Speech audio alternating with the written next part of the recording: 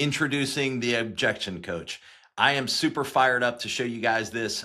What this is going to do is help you perfect your word tracks, perfect your scripts, and so that you can basically tweak anything that you're doing right now, or as something comes up, that you've got somewhere to go and tweak, what you're going to say. I've got this set up for a home buyer or a real estate agent. So let me show you how it works. So basically, let's say we're working with a client and the rate is higher than what's online, or waiting for rates to drop. So you can pick any one of these right here just as examples, but you can also write your own.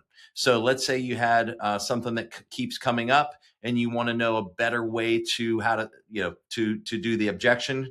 You can put that in there as well. So just to give you an example, I'm just going to say, waiting for rates to drop. You can go tough or you can go standard. So I'd start with standard. And then what you're going to do is you're going to put, it's going to give you what you are, or what the buyer says, right? And then you put your response in there. So for time purposes, I preloaded, maybe what I would say on there, and hit send. What it's going to do is it's going to review that, and then it's going to give you a grade. So it's going to grade that and give you, what you did well, and then what you can improve on. So 6 out of 10, so decent, right? And what landed. So the price appreciation angle was real and it landed, right?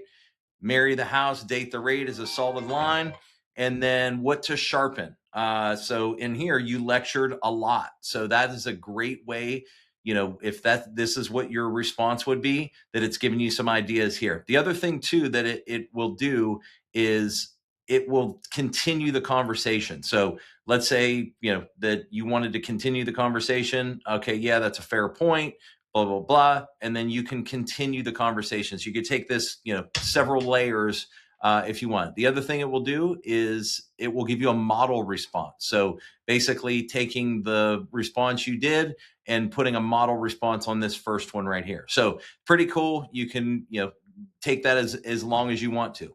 Let me go back and show you what the real estate agent one looks like. So on a real estate agent, let's say you're reaching out to a real estate agent and they say, send me the rates, I'll keep you in mind, or I already have a lender or something like that. So I'm going to use this as an example.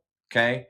And I have one here that I've pre-drafted, right? So appreciate the call. And honestly, I'm jumping between showings. Just shoot me your rates and I'll keep in mind, right? We've probably heard that before.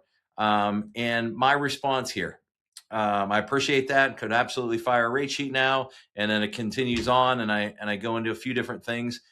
And now it's rating that decent. So you didn't send the rate sheet. That's the right call.